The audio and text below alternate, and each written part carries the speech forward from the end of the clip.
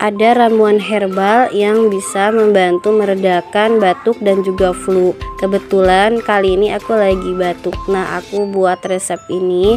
Cara pembuatannya mudah banget. Ini ada 4 bahan utama, yaitu jahe, madu, serai, dan juga lemon. Nah, lemon ini bisa diganti dengan jeruk nipis ya. Kemudian untuk rasanya bisa dari tambahan madu tersebut. Dan ini tuh hasilnya enak banget dan hangat banget di tenggorokan aku.